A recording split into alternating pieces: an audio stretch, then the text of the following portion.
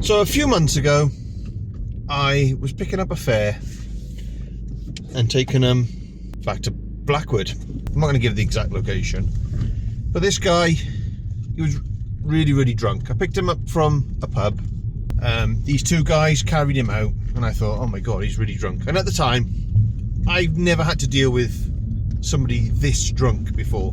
Now, I mean, he couldn't even carry himself. He couldn't speak. He couldn't do anything. So I'm picking this guy up. Two mates are carrying him. One of them opens the passenger's front door. The other one opens the back. So they both put him in, and the guy says, oh, can I pay for this now? My phone's going to run out.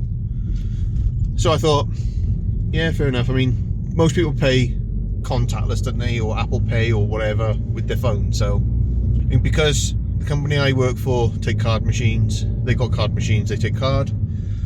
It was easy enough. So this guy gets in the back. He's laying down. He's asleep. And next thing I know, the two guys that are with him, the front one at the front shuts the front door, and the other one shuts the other door, and then they just scarper back to the pub. And I'm just sat there thinking, right, what do I do now? I thought, right, well, I'll take him home. Maybe he'll perk up by the time I get there. Yeah, I was wrong. So, taking this guy home, and I pull outside his flat, open the back door, try and wake him up. I'm like, come on, we'll call him Keith. So I'm like, Keith, come on, we're here now. You know, wake up. And he's like, they're going, oh, he's saying some choice words, very choice words. Not very kind, not very nice. So basically he's saying, get lost, leave me alone. I'm like, well, I can't leave you alone. You're in my taxi, like, you know. So I'm stiff for a bit, and I'm like just calling him, giving him a gentle tap, saying, you know, come on, you need to come out. And he's just laying there saying, oh, I'm sleeping, leave me alone. I'm like, no, I can't leave you alone, you're in my taxi. And he said, you need to get out. So with that, then one of his flatmates comes out for a cigarette, and I'm talking to him, and he's like, oh, is everything all right? I said, no. I said, Keith's in the back. I said, I can't wake him up. She comes over, and he's calling him. He says, oh, Keith, come on. He goes, I don't know why you get in this state for. And he was like, oh, where was he drinking? And I told him, and he was like, oh, he's a nightmare, he is. So he's there trying to help me. He's just like trying to pick him up. Nothing. So then he goes, look, you know, I would help you. This guy only had one arm. So he said, I would help you, but it's a bit difficult for me. I've only got one arm. And I was like, oh, that's fair enough. And then I rang the office. I said, look, this guy I've just picked up, Keith, he's in the back of the taxi, fast asleep. He won't get up. He won't get out. And at first, dispatch laughed because she said, oh, you shouldn't have picked him up. I was like, well, you know, I've only just started doing this. I said, I haven't got a clue. I said I thought the two guys that were with him were going to come with him. Then they shut the door and ran off into the pub. So I said, leave it with me, I'll send somebody down. So somebody else came down. And at this time, I didn't know that you couldn't pick people up and do anything till this guy turned up. So another taxi driver turns up, and he's there. He's like, oh, you can't touch him. I said, what do you mean? He said, you can like try and wake him up by giving him a little nudge, but you can't physically handle them. You can't pick them up. You can't drag them out your taxi. And I was like, seriously? And she was like, yeah. He was like, yeah, you can't. I was like, oh, right, okay. I said, yeah, I suppose it makes sense, because I might do something while they're intoxicated or something. They wake in the morning and I'll get blamed for assault or something. He said, yeah, exactly. I was like, right, okay. So what do I do? He said, you're just going to have to wait it out. With that, then there was somebody in another flat. She saw what was going on. She came down. She was asking if everything's all right. And I said, no, Keith's in the back of my taxi. He's absolutely blotto. I said, and he won't wake up.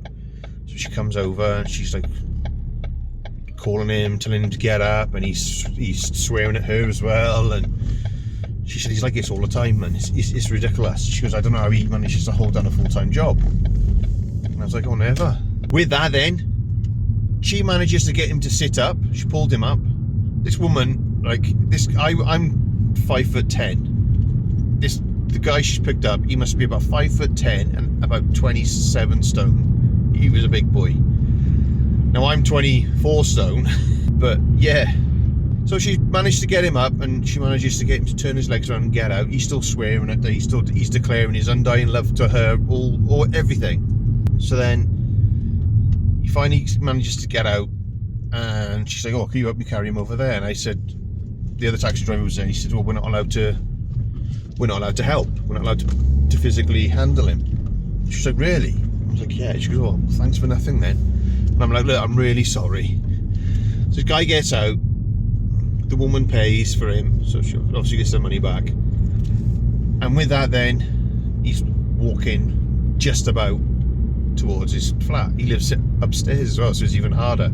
So he's there and he's muffling it, he's swearing and mumbling, and then it gets to the point where he has to go through the gate, and all of a sudden I just saw him lose his footing and he just fell. And she's like, "Come on, you're gonna have to get up, otherwise you're gonna have to stay here." She goes, "I can't pick you up." And I felt terrible because obviously I can't help her.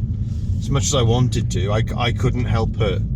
So I just had to go. So the day after, he rang the office and he was apologising, and it's just ridiculous. And then not so long ago, one of the other taxi drivers, I had to pick somebody else up, exactly the same situation. Parked up outside, it was in a minibus this time. These two people come up from the side of this house and they're looking over, and all of a sudden, and they're carrying this guy out, and he's coming out, and I was, oh my God, like he was just as bad. So I'm over there waiting for this guy, and all of a sudden they started bringing him over. I opened the window, I said, "No, he's too drunk, I can't do it." So I drove off. They're ringing the office, having to go at the dispatch, and she said, "No, they're too drunk, we can't take them." Well, with that, then the woman on dispatch, she just the guy spoke to the woman in dispatch. She said, "Oh, yeah, he's got a problem with his knees. He's got weak knees, so sometimes we have to carry him out." And I was like, "No, it's not. He's drunk. He's absolutely steaming drunk."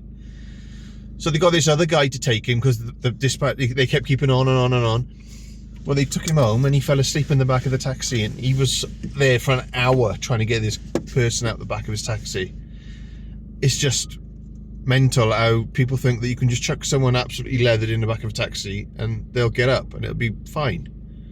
Honestly, it is absolutely nuts. But anyway, I'm going to start doing this new series of like funny stories that I've picked up in taxis, and start posting that to the channel along with other videos like my delivery videos and whatnot. And it's a pretty quiet day today. I've had rubbish paying fares, literally going like 20 minutes away, 10 miles for like £3. It's not really worth it. So hope you like these videos, guys. Please give me a like and a subscribe, and I shall catch you on the next one.